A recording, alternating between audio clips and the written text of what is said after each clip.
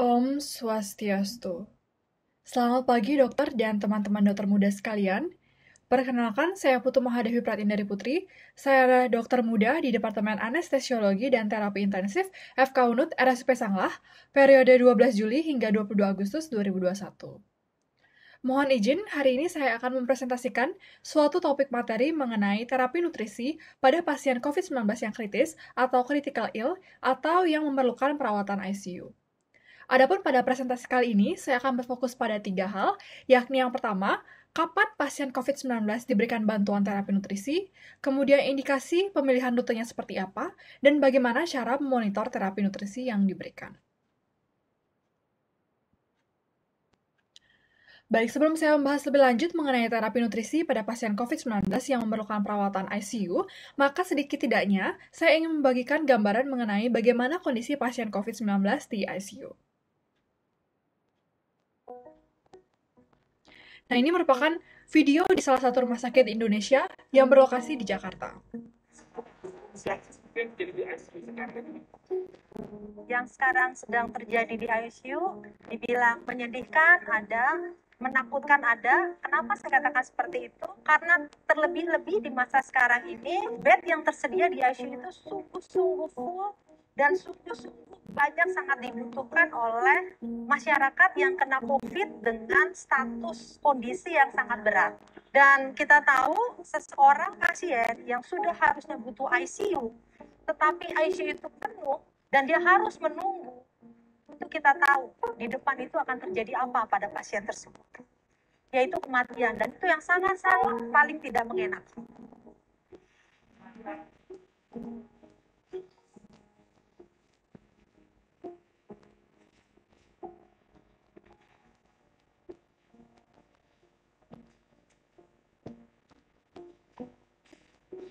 Itu bawa ke presidennya turun aja, cowok yang nanti banyak presidennya turun.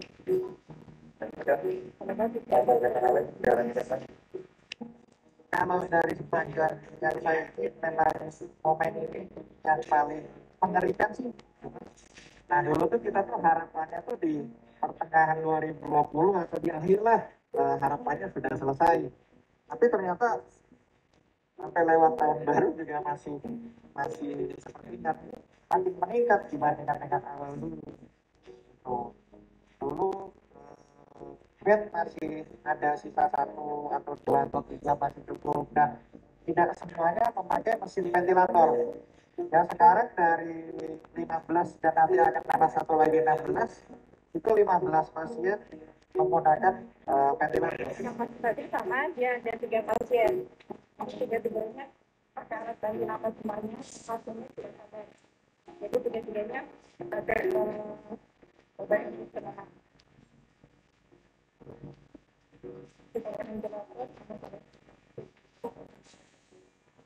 Tapi kalau terkait dengan soal range umur misalkan, apakah memang yang semua masuk ke ICU ini range umur gitu?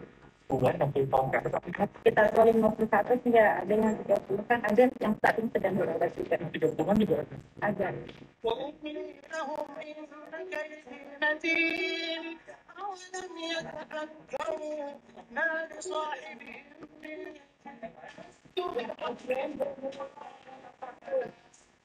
Ya sekarang ada lebih dari 1.000. ICU udah benar-benar itu semua. Lebih dari 1.000. Yang vaksinnya nggak ada penyakit. Oh, ini nggak ada penyakit, nggak ada penyakit nyata, nggak ada, manis nggak ada, darah tinggi nggak ada, stroke nggak ada, nggak ada, jantung nggak ada. Informasinya kan bagus ya, dari isunya kan bagus. Coba saya turunkan, ya mungkin nanti napasnya rasanya agak nggak enak, ya nanti kita nilai. Mudah-mudahan masih oksigennya masih bagus cara oksigennya, mudah-mudahan ya. Nanti sejam 2 jam saya kira lagi. Ya kalau yang masih bagus berarti trennya udah perbaikan. Gitu ya, oke.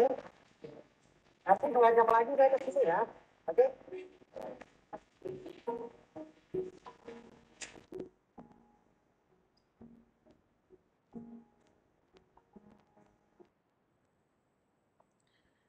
Baik, itu dia tadi video mengenai pasien COVID-19 yang dirawat di ICU.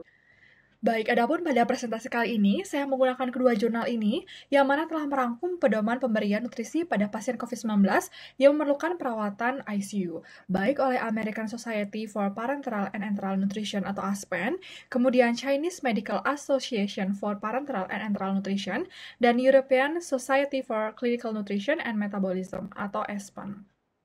Di mana inti dari kedua jurnal ini, selain daripada konsep penanganan dan perawatan COVID-19 yang disebut sebagai cluster care, yang artinya semua perawatan yang diberikan itu dijadikan satu atau bundle care untuk meminimalkan exposure, dan tenaga medis juga harus memakai APD. Nah, selain itu, status gizi merupakan salah satu dari faktor prognosis pasien COVID-19, di mana pemberian terapi nutrisi pada pasien penyakit COVID-19 yang kritis atau memerlukan perawatan ICU itu mengikuti prinsip-prinsip pemberian nutrisi pada pasien kritis umumnya yang telah direkomendasikan sebelumnya pada pedoman ASPEN maupun ESPAN.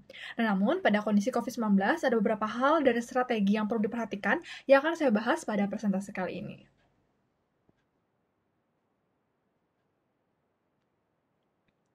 Nah, seperti kita ketahui bersama bahwa pada pasien COVID-19 ini, belum ada intervensi antivirus khusus yang secara efektif menyembuhkan infeksi COVID-19. Nah, oleh karenanya, pada penderita COVID-19, baik kritis maupun non-kritis, itu memerlukan tata laksana yang komprehensif dan juga holistik, baik itu terapi simptomatik, kemudian oksigen bila diperlukan, dan terapi nutrisi yang adekuat. Pada penderita sakit kritis atau critical ill, ditemukan peningkatan pelepasan mediator-mediator inflamasi atau sitokin, misalnya interleukin 1, interleukin 6, dan juga TNF, dan peningkatan produksi counter-regulatory hormon, misalnya adalah katelokamin, kemudian kortisol, glukagon, dan juga hormon pertumbuhan, sehingga menimbulkan efek pada status metabolik dan nutrisi pasien. Nah, pada pasien COVID-19 yang kritis, pasien berada dalam kondisi stres yang sangat berat sehingga dapat meningkatkan risiko malnutrisi dan menurunnya massa otot, sehingga risiko morbiditas dan mortalitas pasien itu meningkat. Nah, fokus pemberian terapi nutrisi pada pasien COVID-19 yang memerlukan perawatan ICU ini adalah untuk mencukupi kebutuhan energi, sehingga dapat meningkatkan imunitas, sehingga penyembuhan pun juga dapat dipercepat, sehingga dapat melepaskan ketergantungan terhadap ventilator, dan mempersingkat lama rawat. Nah, ini merupakan rekomendasi ESPAN terkait panduan terapi nutrisi pada pasien COVID-19, di mana yang pertama, baik pasien manapun kita harus screening risiko malnutrisi pasien, khususnya pada pasien lanjut usia dan memiliki polimorbid, maka harus di-screening dengan menggunakan kriteria MUST atau Malnutrition Universal Screening Test yang akan dibahas pada slide berikutnya. Kemudian yang kedua, itu kita harus mengetahui status gizi daripada pasien dan tahu misalnya apa yang kurang, maka selanjutnya kita bisa mengoptimalisasi status nutrisi daripada pasien. Kemudian, yang ketiga itu adalah melakukan pengukuran atau perhitungan energi basal atau resting energy expenditure terlebih dahulu untuk menghitung energi expenditure atau kebutuhan energi tiap individu untuk pemenuhan kebutuhan energi. Nah, untuk mencapai kebutuhan pasien, maka dapat juga dibarengi dengan pemberian suplementasi vitamin dan mineral. Yang keempat, selain pemenuhan nutrisi, pasien juga harus melakukan aktivitas fisik. Rekomendasi yang kelima, itu adalah pemberian nutrisi suplemen oral apabila kebutuhan pasien itu belum terpenuhi. Tujuannya adalah untuk meningkatkan dietary intake dan mencapai tujuan nutrisi. Pemberian nutrisi enteral, pemberian ini ditunjukkan pada pasien yang tidak mampu memperoleh nutrisi dari oral, sehingga harus diberikan secara enteral. Maksud enteral di sini adalah dengan menggunakan sonde atau dengan NGT. Nah, kemudian terlihat dari rekomendasi 7-10, ini ditujukan pada pasien COVID-19 yang perlu perawatan di ICU. Nah, di mana pada pasien COVID-19 yang perlu perawatan ICU, yang pertama, kita harus cek juga status nutrisi daripada pasien. Apakah pasien itu mengalami malnutrisi atau tidak dengan menggunakan MUST. Kemudian selanjutnya, rekomendasi nomor 7 ini adalah pasien yang tidak memiliki intubasi, usahakan oral terlebih dahulu. Namun apabila pasien tidak bisa dietary oral, maka segera diberikan terapi enteral. Namun apabila kontraindikasi terhadap enteral nutrition, maka dapat diberikan secara parenteral. Rekomendasi nomor 8, pada pasien yang terintubasi, maka segera berikan enteral nutrition pada minimal 48 jam pertama pada pasien yang masuk ICU. Apabila pasien mengalami gastric intolerance, berikan prokinetik. Misalnya adalah seperti metoclopramide. Kemudian kita evaluasi apabila masih ada gastric intolerance, maka lakukan post-pyloric feeding. Nah, berikan juga post-pyloric feeding ini pada pasien yang mengalami risiko aspirasi yang tinggi. Kemudian rekomendasi nomor 9, pada pasien dengan intubasi pada pasien ICU yang tidak toleransi atau memiliki intoleransi pada minggu pertama saat dievaluasi, maka berikan parenteral nutrition. Ini tergantung kembali berdasarkan individu masing-masing. Kemudian rekomendasi nomor 10 dari Aspen itu adalah pada pasien COVID-19 di ICU yang mengalami disfagia, misalnya pasien yang telah ekstubasi di mana pasien itu masih beradaptasi dengan tekstur daripada makanan, maka enteral itu dapat kembali diberikan untuk mencapai pemenuhan kebutuhan nutrisi daripada pasien. Baik, selanjutnya ini adalah penilaian status nutrisi pasien COVID-19 yang kritis, di mana pemenuhan kebutuhan energi dan makronutrien dan juga mikronutrien dan cairan yang adekuat pada penderita COVID-19 ini tujuannya adalah untuk meningkatkan sistem imunomodulator atau imun, antiinflamasi dan juga antioksidan, di mana pertama-tama kita harus mengakses daripada status nutrisi daripada pasien terlebih dahulu. Kita harus screening malnutrisi pada pasien COVID-19 khususnya pada pasien usia lanjut dan polimorbid dengan menggunakan MAS atau Malnutrition Universal Screening Tool. Ini merupakan beberapa parameter yang ada pada MAS. Yang pertama itu adalah berdasarkan BMI atau Body Mass Index-nya, kemudian kehilangan berat badan dalam 3-6 bulan, dan yang ketiga adalah apabila pasien itu mengalami penyakit akut dan berkurangnya intake makanan lebih dari atau sama dengan 5 hari.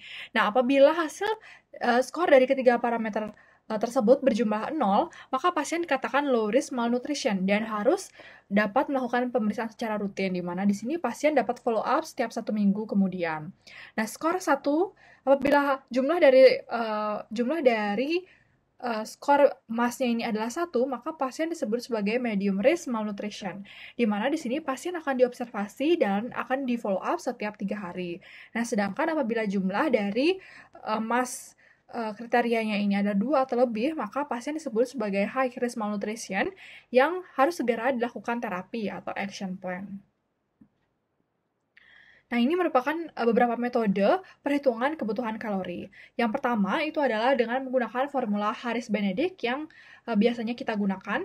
Kemudian dapat juga menggunakan kalorimetri indirect, yakni melalui pipa inspirasi-ekspirasi dengan sensor oksigen dan karbon dioksida. Dan yang ketiga adalah beberapa ahli dan juga beberapa center itu menggunakan perumusan yang sederhana di mana semua pasien itu kebutuhan kalorinya ada 25-30 kilokalori per kilogram berat badan per hari. Nah, misalnya apabila pasien itu memiliki berat badan 50 kg, maka kebutuhan kalorinya itu dapat diasumsikan sebanyak 1250 sampai 1500 kilokalori per kilogram berat badan per hari. Nah, ini merupakan formula Harris-Benedict untuk perhitungan kalori yang seringkali digunakan. Nah, untuk laki-laki dan wanita itu berbeda perhitungannya, yang mana pada laki-laki itu adalah 66,47 ditambah 13,75 kali berat badan, ditambah 5 kali tinggi badan, dan dikurangi 6,76 kali usia. Nah, sedangkan pada wanita di sini adalah 65,51 ditambah 9,56 kali berat badan, ditambah 1,8 kali tinggi badan, dikurangi 4,67 kali usia. Nah, apabila pasien kita hitung juga faktor stres daripada pasien, di mana faktor stres sebagai koreksi terhadap perhitungan kebutuhan energi, derajat hipermetabolisme itu dapat digambarkan sebagai sekian. Misalnya, pasien itu mengalami luka bakar, maka nanti untuk koreksi kebutuhan energinya itu BEE ini akan dikali dengan faktor stres daripada pasien.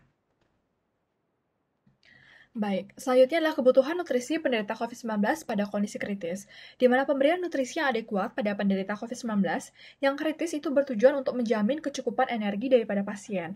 Akan tetapi harus juga menghindari masalah-masalah yang timbul dari pemberian nutrisi, misalnya adalah refeeding syndrome, di mana refeeding syndrome ini adalah suatu kumpulan tanda dan gejala pada pasien malnutrisi ketika diberi nutrisi oral, enteral, dan parenteral yang terlalu cepat dan berlebihan. Gejala ini terjadi karena gangguan keseimbangan elektrolit dan cairan yang mempengaruhi potensial membran sel. Kemudian, level rata-rata yang terbaik untuk memberikan nutrisi pada pasien COVID-19 kritis itu dapat dimulai dari 10-15 kilokalori per kilogram berat badan per hari dengan kenaikan yang bertahap tiap harinya. Di mana pada pasien COVID-19 dengan tingkat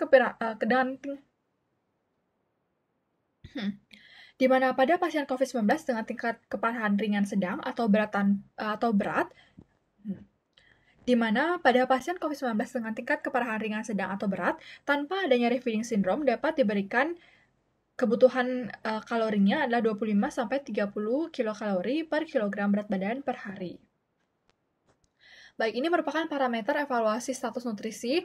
Yang pertama adalah serum albumin dan juga prealbumin, kemudian hemoglobin, fosfor, magnesium, penilaian global subjektif, dan pengukuran antropometri. Nah, ini merupakan algoritma pada pemberian terapi nutrisi pada pasien COVID-19 yang telah saya rangkum, di mana pada algoritma kiri, setelah pasien itu dinyatakan terkonfirmasi positif, maka kita klasifikasikan pasien terlebih dahulu. Apakah pasien masuk ke dalam COVID-19 dengan gejala ringan sedang atau dengan COVID-19 dengan gejala berat kritis.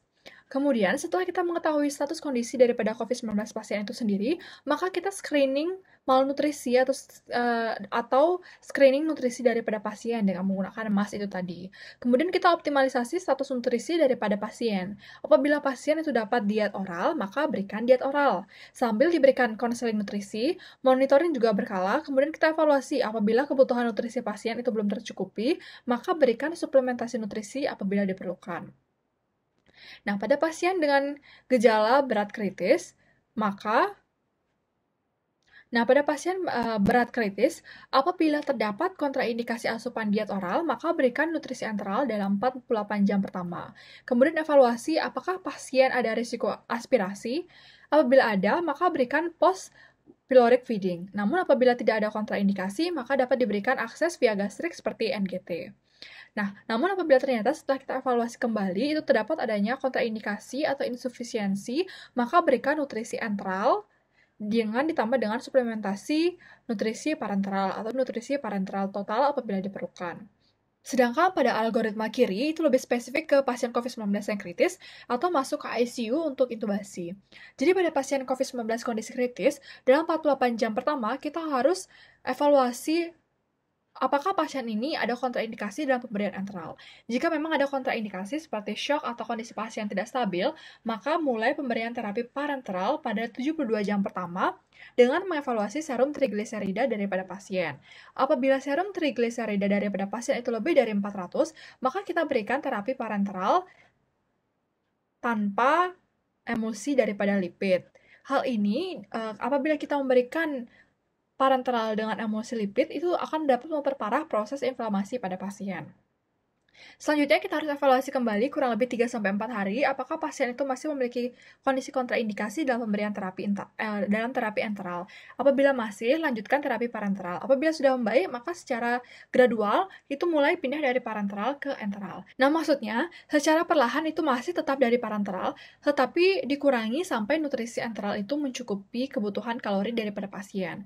Nah, kemudian kita bahas pada alur yang sebelah kiri, di mana apabila pada pasien COVID-19 yang masuk ICU itu tidak ada kontraindikasi sama sekali untuk mendapatkan nutrisi enteral, maka berikan nutrisi enteral dalam 48 jam pertama. Start dari 10 mili per jamnya. Nah, kemudian kita evaluasi kurang lebih dalam 24 jam. Jika seandainya ada gastrik volume berlebihan, maka dapat diberikan prokinetik seperti metoclopramid dan juga evaluasi sekitar 2 hari. Apabila gastrik intolerance masih tinggi, maka dapat diberikan jejunal tube. Nah, kemudian kita evaluasi kembali, kalau memang pasien ini tidak dapat mencapai kebutuhan energinya 60% dari nutrisi enteral, maka bisa ditambahkan suplementasi parenteral.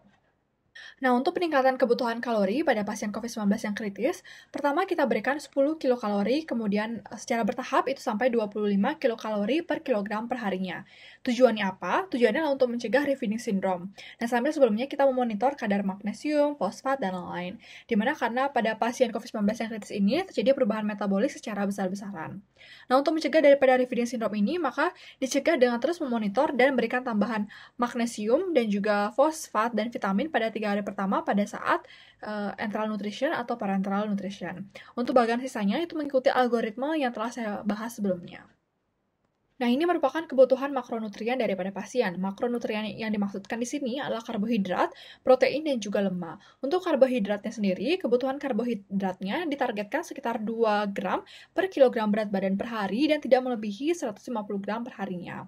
Untuk kebutuhan protein dapat diberikan hingga 2 gram per kilogram berat badan per hari, di mana rata-rata di kisaran 1,3 sampai 1,8 gram per kilogram berat badan per hari dengan menyesuaikan penyakit penyerta. Maksud dari penyakit penyerta di sini adalah apabila pasien itu mengalami gagal ginjal kronik. Seperti itu. Kemudian untuk kebutuhan lemak pada pasien COVID-19 yang kritis, itu ditargetkan maksimal sebesar 1,5 gram per kilogram berat badan per hari. Nah, ini merupakan perbandingan kebutuhan makronutrien pada penderita COVID-19 yang kritis dengan non-kritis.